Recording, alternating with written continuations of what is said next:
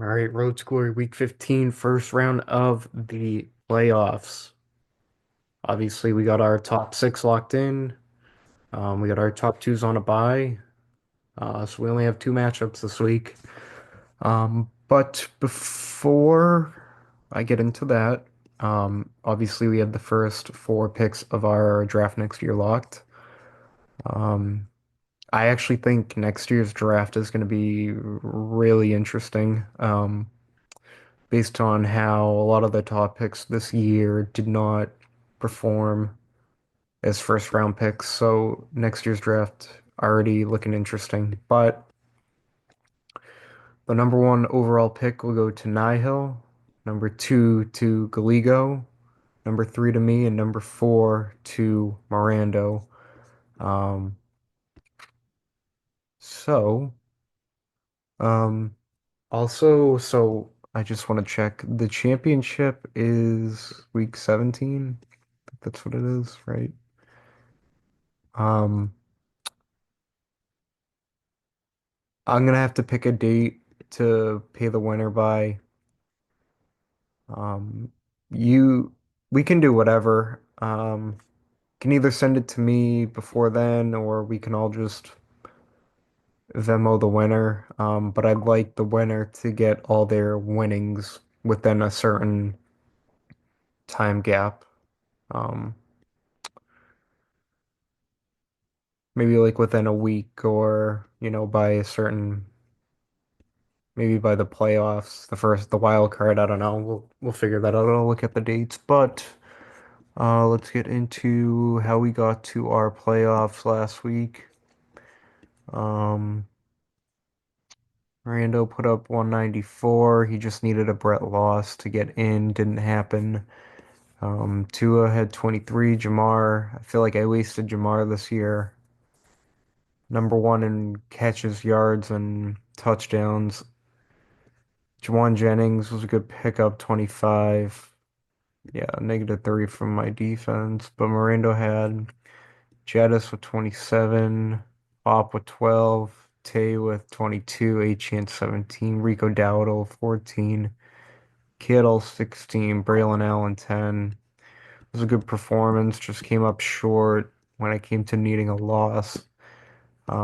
Evan walked in with the one seed.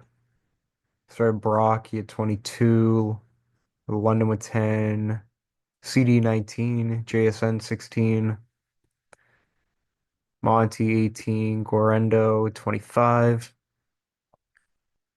A lot of double digits from Evan this week. Galigo, Darnold 34, good start. Obviously your top two receivers kind of hurt right here. 15 from Judy, 18 from Gibbs, 24 from Jacobs. Tucker Craft was a good pickup. Um, Another good week, even with basically two goose eggs, but the odds to get in were not in your favor going into this week. And then, holy shit. Point 0.01 victory. So we must have had a stat correction then, because it was not like that.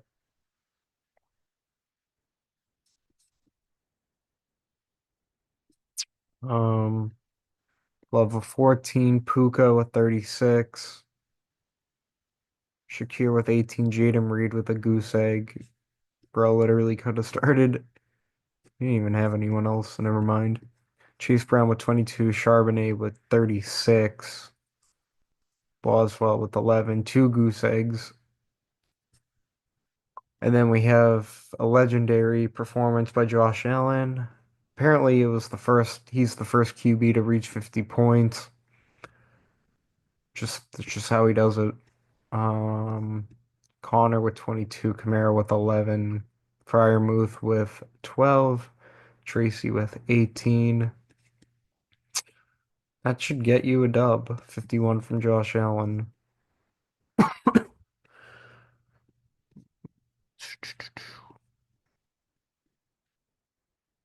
Brett needing a loss from me and I think just me, right? Yes. I think so. Got him in 17 from Jameis, 12 from Neighbors. We got Kyron with 23, Bijan with 19, Njoku 15. Good start, right from KC. And then we move over to Nihil. Didn't really have anything going. Russ with 16, Waddle with 17. We had a goose egg from Command. A lot of goose eggs this week. And then we had Japes versus McGill. Arts with 24, Tyreek with 24, Cop with 17, Garrett with 14, Phelan with 15. So wide receiver production was there. Obviously, Japes didn't want to lose some of his players. Don't blame him there. McGill, let's see. Jordan Addison, explosion, 34. Mari Cooper with 12. Saquon with 14. Najee with 11. Najee's been pretty consistent this year. Um, that takes McGill into the playoffs for the first time in a while. So here we are. Um, so obviously we got Evan and Japes on the bye, which leaves us with the 4 and 5, McGill and Andrew, and then the 3 and 6, Ethan, Ian, Brett. Um, so did either team make any big moves this week? Got Bosa going to Ethan, Zach Ertz, Patrick Taylor Jr. So not much, but let's get into the first round. Two matchups this week. We got Andrew versus McGill starting us off here. All right, so it looks like Andrew is currently going with Jordan Love at Seattle Sunday Night Football against Seattle. Not a bad matchup. Must wins for both teams pretty much. We got Puka going tonight against San Fran. I actually don't mind that. I think I might have the Rams winning that game. And then Shakir versus Detroit in a potential shootout, um, where I think Buffalo will have to keep pace with Detroit. And then we got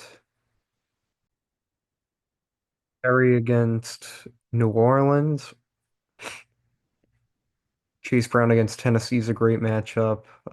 B-Rob, when healthy, is going to get the ball in the end zone. Evan Ingram against the Jets, and Kenneth Walker also Sunday night. But if he doesn't play, you still have Charbonnet. Um, Boswell, number one fantasy kicker in the league. We got Pacheco going to the bench this week with Jaden Reed. McGill's got Caleb against Minnesota. Will McGill keep Caleb or will he go Goff in a potential shootout? Home against Buffalo. We'll see what McGill does. DJ Moore at Minnesota. They do give up a lot of yards. And we also have Addison in a home game versus Chicago. He's been playing really well. Cooper again. This Buffalo Detroit matchup is going to be huge. Got Saquon home against Pittsburgh. Also got Najee at Philly. And then it looks like we got Josh Downs. How much is McGill going to rely on Josh Downs here? Guess he's going to have to. Obviously, CMC out for the year. But Baltimore against the Giants is a good defense to have for this matchup. But I am going to go with Andrew. Um,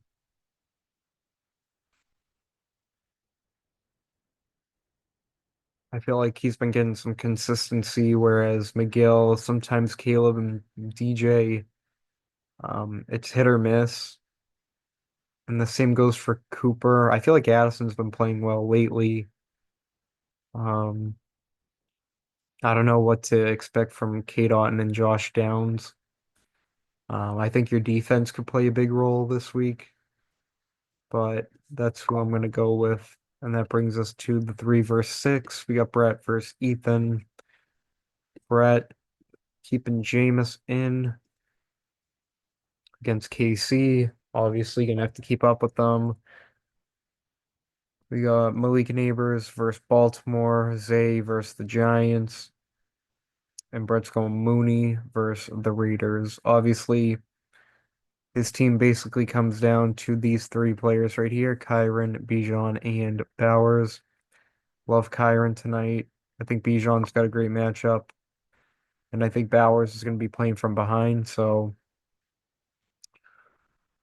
hey, but a Jameis to Njoku touchdown could make a difference. Um, Brett also doesn't have a linebacker in. Overshown got hurt against Cincinnati. Obviously, we got Ramondre sitting, Rashad White sitting, and Pickens right now is out. So that's unfortunate. We got Squash at Buffalo, Squash at Detroit. Um, Great matchup to have. Same with Amon Ra. We got Jacoby Myers been playing very consistent versus Atlanta. Obviously, we expect them to be trailing. And then Cortland Sutton playing very well with Bo Nix. James Conner's got a great matchup versus the Pats at home. They'll be putting up some points. Kamara he's yet to score a touchdown in a long time, but he gets a home matchup versus Washington. And I think Ertz is a good start this week. Even though Freiermuth's been playing well, the Eagles' defense has been playing really good. And Kincaid coming off injury. We'll see. We got Ladd looking like he's going to play, which surprisingly, Ethan has put Metcalf on the bench along with Tyrone Tracy Jr. But I think Ethan still got enough firepower. I think these two have to be the big push. And that's who I'm going to go with. So obviously, quick week this week. We only got two matchups, Japes and Evan will await the winner. It should be going by the seeding, so Evan will get the lower seed, Jeeps will get the higher seed. Um, we'll see how it works out this week. So good luck to the four teams playing this week, and we'll see who the top two seeds play next week.